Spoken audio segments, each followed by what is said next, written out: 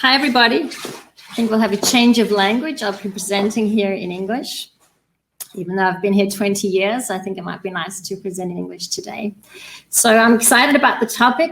As is always the case with change, I think it's really important to think about the context, the framework of where we're at today, and think about what we'd like to keep and what we'd like to take forward into the future. So I've put together a program that tries to come all the way around. And because we're here today in the name of light, I think it's really important that in all of the cases and things that I present today, have a focus on how we can actively use light in creating the future, but actually I also want to sort of make us a lot more aware of light, because it's something that we actually subconsciously experience every day. So through a few examples, I'd like to come in over that. So I start with a little bit of context about the Danish workplace. Then what is this home office revolution that we're experiencing? It's not actually that new. There's some challenges, there's some opportunities, so I'd like to SWOT that a little bit, then focus a little on where we're at with the home office discussion. It's actually only just started. And then in my case, is actually focus a little bit on how we can actively involve light in this creation of our future world. See if we're working that. So to start with a little bit of context, I deliberately chose this photo on the right. It's actually our own studio, it's our canteen, and it's a place where we do all kinds of activities, we educate, we have parties, we do yoga on Thursday mornings, and it just sums up what's really characteristic of our Danish workplace. And it is that it's a community space. It's both a democratic society that we're working within. We have a lot of collective agreements that actually mean that we all have access to high quality workplaces. We have a very much a focus that when we are at work, it's about co-collaboration, very flat management structures. We have a lot of trust with each other. So our Danish workplaces really are a place of coming together and working side by side. We're known worldwide for our cool Danish design. And I think it's a really important thing going forward that our brand of Danish architecture and design is preserved. Our daylight requirements are quite unique to a lot of countries. We don't see offices and workplaces deep into the cores of buildings. And this whole social community that I talked about is really being emphasized in our experience with Corona, just how much that means to us actually coming together and having the social aspects of work. And I think that's going to be an important theme going forward. Altogether, this creates a life-work balance that we're very renowned for. And I think these are the sorts of themes that we have to think about when creating our future going forward. Yes, I just have to get used to our arrow here. So the home office revolution. I was cleaning out the cupboards over the autumn break, and I found this article that I was part of in 1996. And what I thought was interesting was that at that time, when the information superhighway started to take over, we started talking about offices could be on the move. We started talking about hoteling, more working from home. And all of the things that were concluded at that stage were a little the same as today. That in fact we can work from home, but we actually miss the social interaction. We miss the buzz of the office, and then we're at home, we actually have our home domain. So I thought that quote was quite interesting. With so many people traveling down the information superhighway, they're no longer satisfied with a secondhand desk and a filing cabinet. They want their home offices to express something important to them about what they are and what they do. I have some views of our home offices today, but it's more to say that what we're experiencing now, we've experienced before, but it's now in our new context.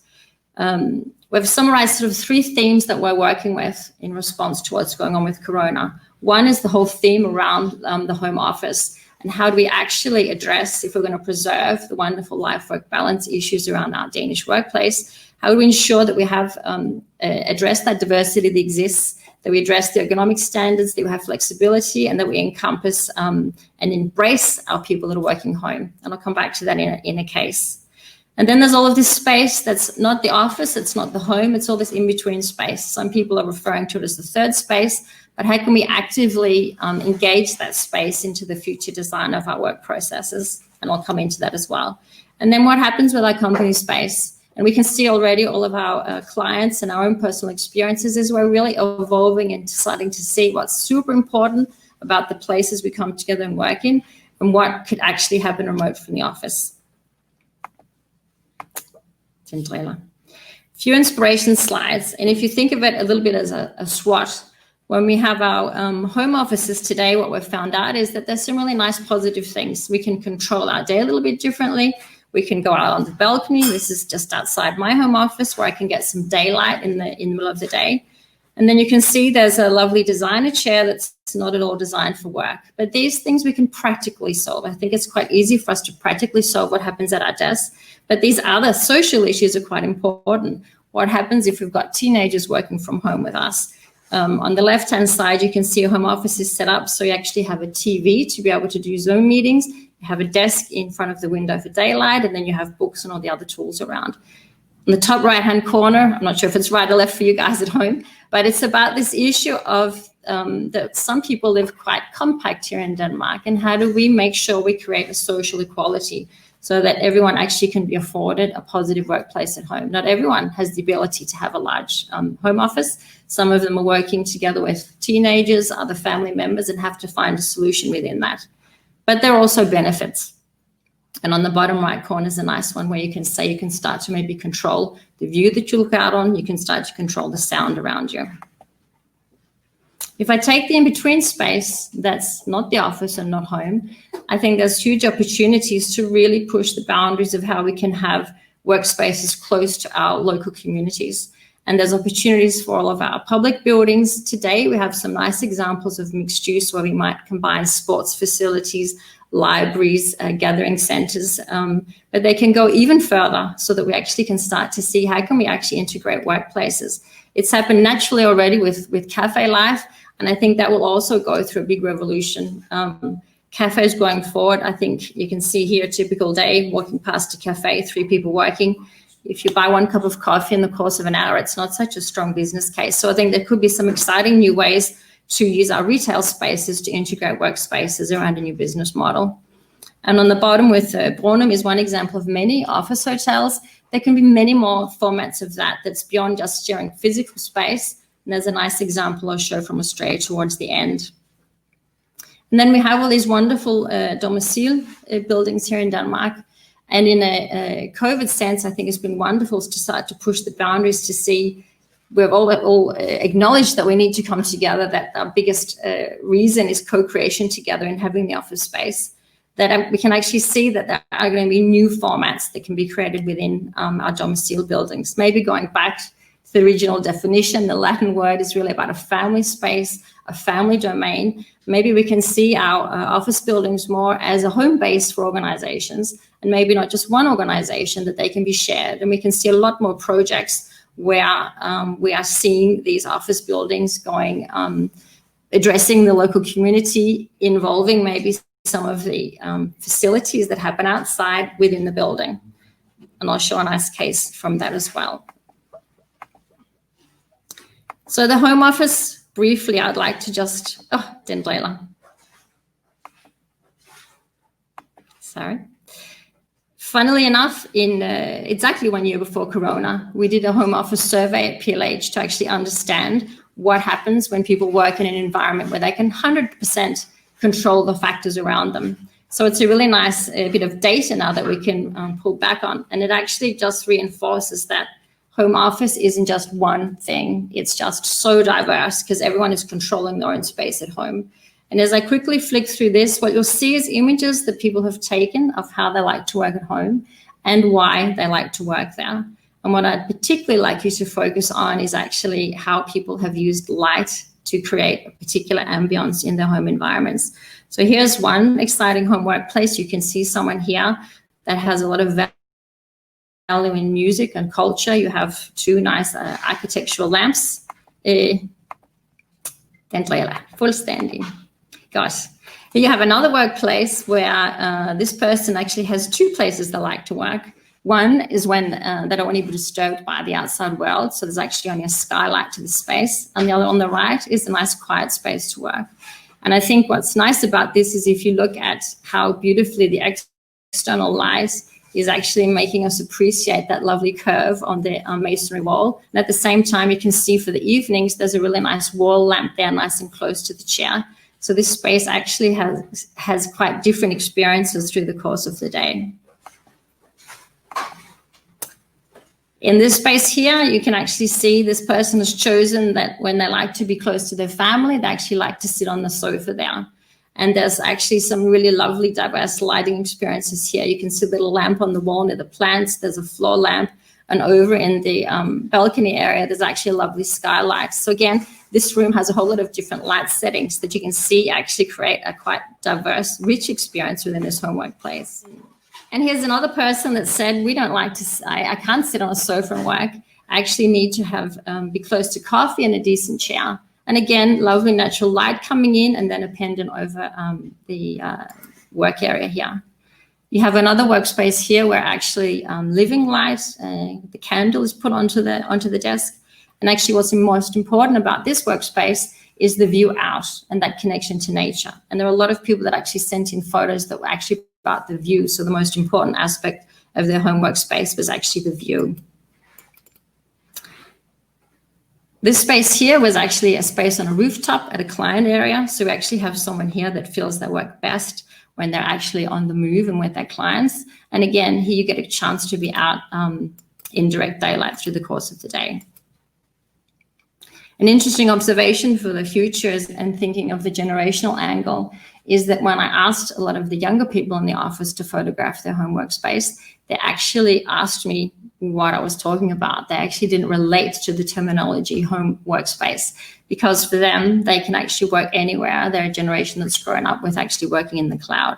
So that's another aspect going forward, that it's not necessarily associated to a physical space when we say people working away from the office.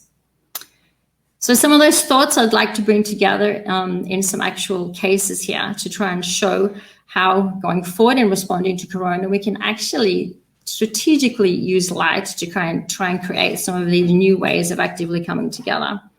So I've chosen a project that we completed recently for MDIA, Christophersen, and it's a project where ATP Eindom, as the landlord, were responsible for the lighting project, and with Zumtobel, we've used their tunable white concept. And I think what is wonderful through this project is we've really shown how we can now actively use a modern technology in lighting so that we can no longer have these cool form experiences with LED light, but now we can work with light intensity and a huge amount of variation in light color, from the cooler Kelvin to the lower numbers, but warmer Kelvin, and great amount of control. So in this project, you'll see that we actually have set a rhythm of light. It's been set to a Nordic season, and we end up having quite a different color experience from the morning through to the midday, where we have a lot of outside light. The color temperature starts to get cooler, and then going into the second part of the day, the color temperature warms up again. And it's been enormous, the feedback from the users of this space. I'll explain a little bit about how it works. The idea, and I want to use this case because I think it's a methodology that you could really positively use going forward when you start to define what is the workspace for going forward. What kind of activities do you want to support? And then how can we create spaces around to support those activities and using light actively? So in this particular project, point one was to respect the architecture of the building. It's a fabulous landmark, iconic building from Henning Larsen in the late 90s. So it was important for us to respect that we have a building that has a tower, we have a long open workspace, and then we have a spine of support facilities. So for us, it was about being able to replan and rezone that space and reinforce it to support a huge, diverse range of activities, and then use light to create special experiences that supported those activities. And the diversity in spaces we've created have also really prepared the building for the future, so that you can both have virtual participation of employees and physical participation taking place. So we have a lot of different support spaces that involve that. So first we mapped out the activities, and then we developed a lighting strategy that would emphasize and support those different activities. So across the whole of the floor plate in all of the meeting areas, we have dynamic tunable white lighting, so that actually responds during the day and seasonally, as I referred to. And then for each of the other activity settings, we developed a new lighting concept to support that. And I'll just to give you an experience of it, I've just put together a few before and after photos. Before photos, they're of course kind of camera snaps, so they mightn't be great quality photos, but this first one actually gives a really good impression of how the floor is experienced before we did this project. So generally, it always felt like it was a little bit dim, like it was sort of a late afternoon lighting, even when in fact it was first thing in the morning. And then the actual light fittings were quite strong, glowing spots on the ceiling. If I have a look at the after photo, what we've ended up with is a ceiling light that actually is quite invisible. You don't see the hotspot, but we get a really well illuminated floor plan. And if you track the building through the day, you'll see an enormous variation, both the intensity and the color of the lighting at night. In fact, if you drive past, you'll see the N2 buildings that now have this new light technology actually are quite different. In this view here, you'll also see how we've tried to open up across the floor with the activity settings there, and we've emphasized the different lighting.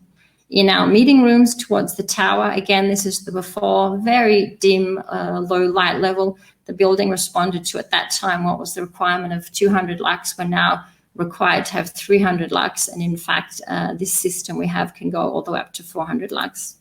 So then the after shot of a room like that, where we have both the dynamic lighting on the ceiling and then we supplement it with pendants. So within a room like this, where we've also addressed acoustics, both with wall acoustics, floor acoustics, we actually can end up with a whole range of different settings, and you can use apps to be able to adjust that, or you can have that programmed by the landlord or the tenant. But just to say that it can be a really dynamic response. The same room again, in this space, you want to support one of the innovation processes. So we've actually used quite a dynamic dispersed range of pendant fittings, but again, with a tunable white on the ceiling. So all of these spaces now are introducing both a new activity setting that can happen when you come into the office, and at the same time create this rich diversity of experiences. So that's actually really innovating and exciting to be able to walk around the floor and use it in an activity setting. A typical meeting room along the spine, again, had this very low lighting level before, and now has a combination of something tailor-made over the table and then a background dynamic light level. And again, the ends of the buildings, you can get a snippet of a view across the ends of the towers. They, again, were very nondescript spaces, and we've emphasized that they're actually a common focus space for everybody to use. And again, by putting an LED ring pendant over that area, sort of marked that this is a zone for a different form of activity. So there's a transition from the team spaces out to the ends. And the same with the larger, more formal meeting rooms, where we try and use a pendant fitting to create and mark a zone of special lighting. And that same mid-zone in the day and in the night. This was a test shot that we did. So it's more to say that you can get quite a different experience later in the day. I can see that I don't want to use all beyond my time. I have a few minutes left. Is that correct? 2 minuter. Got. This case, I think you can research yourselves, but I would really like you to go in and study it. It's actually called Diem Community. It's from guys in Australia. And this actually brings in one of the cases that I mentioned earlier, how we can actually use the notion of coming to work in an office building in a new way. And the idea of this project is it's about a community space. So it's not a co-working space, or it's not hoteling in that sense, but it's about creating office buildings where many different brands, many different tenants actually share a building, and they share it around a common set of values, a common set of philosophies. So it could be their sustainability goals, it could be innovation goals, it could be about how they want to train their employees or the kind of employees they want to attract. But it's about a set of community values, and that those companies that want to hook into those values actually become tenants in this building. So I could see this being a very interesting concept for our domicile buildings here in Denmark to potentially move towards. There's some really exciting things going on in a project like this. We don't have time to present it today, but I just wanted to flag it. And then in my last couple of minutes, I just really wanted to leave you with some thoughts, reminders that in creating new experiences with coming to work, be it at home or actually in the office or in between spaces, I just wanted to flag that beyond the actual functional aspects of light in a design sense, we can use it very actively to support the kind of experience we want to create. Here's an example of where we've chosen a light fitting to come in sync with the color palette we have in a particular informal meeting area. So everything is actually color toned. Here, quite a different example where we have a very formal, very structured boardroom environment, but where we've used a fitting to add a contrast in terms of a much more dynamic sculptural element, and a very simple ceiling where we've disguised also in the perimeter all the rest of the lighting. Here in this case, we have a project where part of the concept is actually using a very linear graphic expression. You can see it on the timber acoustic cladding. You can see it on the screen that we're using it as a divider in ropes. Even the seating is made out of rope. So we have this linear thing, and then we've taken it the next step with the feature lighting, that it is a fitting that also has this linear language to it. Last two, we're using lighting here as a rooftop. We're using it here in an atrium space to define activity zones, and even in a refurbishment of an office building to an innovation space. In this case, something very simple as taking out a 60 by 60 standard light fitting and putting in a different kind of pendant can quite dramatically change the experience of what was an office to another kind of environment. So in that short time, I really wanted to kind of come all the way around to different forms of inspiration around the topic. So I hope you guys can all take something from the various areas back with you.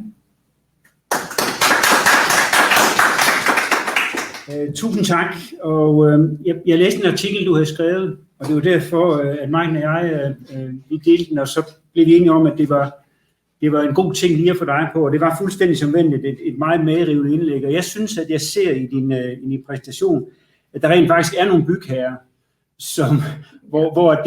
hvor det kan lade sig gøre, og man får nogle fantastiske projekter, og det leder egentlig til, at jeg noterede, mens du talte, altså, hvor tit får man lov til det, vi ser her, fordi det her ligner jo virkelig gennemtænkte og fantastiske projekter. Men jeg synes bare, at der er mange, der siger, det bliver bare fejl af banen til sidst, fordi det hele skal være besparelser. Er der en trend til, at tunable white, altså det vi kalder dynamisk belysning, integrative lighting, tror jeg det her i dag, får det lov til at komme til ord, når man er derude? Er der virkelig nogle bygherrer, som kan se det der nu? I think my response to that is that whenever new technology comes that works, that users really respond to and has a positive impact, that project that I mentioned at Christiansborg, huge positive response from users. They're so satisfied with the space.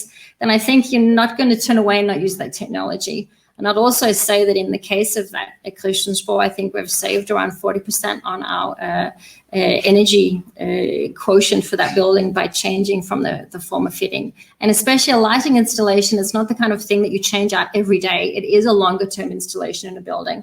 And with these LED fittings, they have a very long lifetime. So in that sense, it is the kind of thing that we can see is definitely being positively received.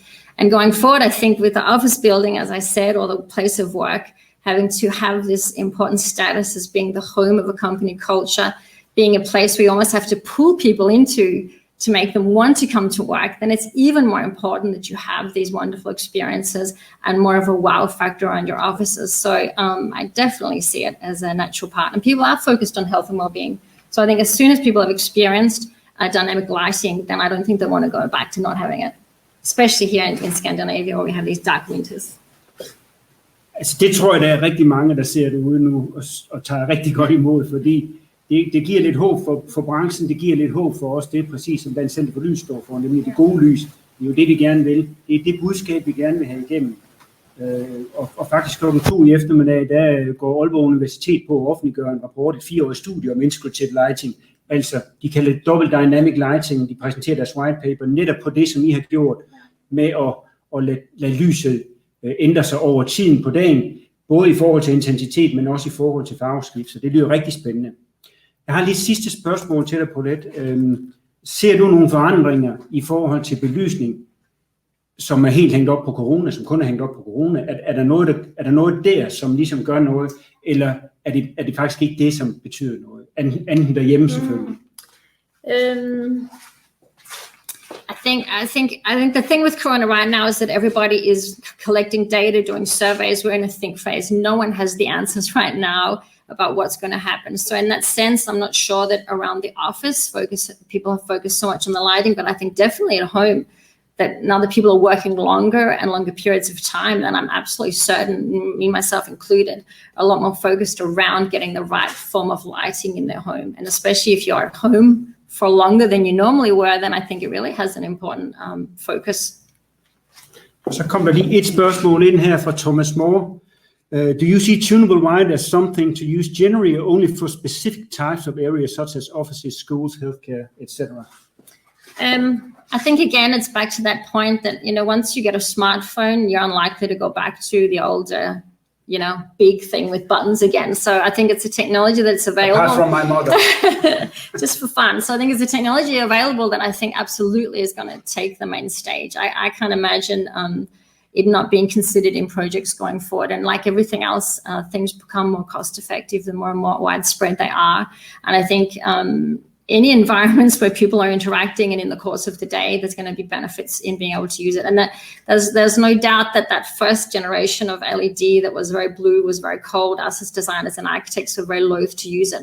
But now with tunable, where you can get down to 2,700 Kelvin and all the way up and very easily program it, it's super exciting. And I think there's huge potential to be able to use it in all environments, also public spaces, etc. So it is here. Maybe a lot of people hadn't realized that it's actually being used actively in projects, but to me, it's definitely the future. Yes, thank you. Tusind tak, Paulette, og I må gerne i rummet lige sige tak for det. Tusind tak.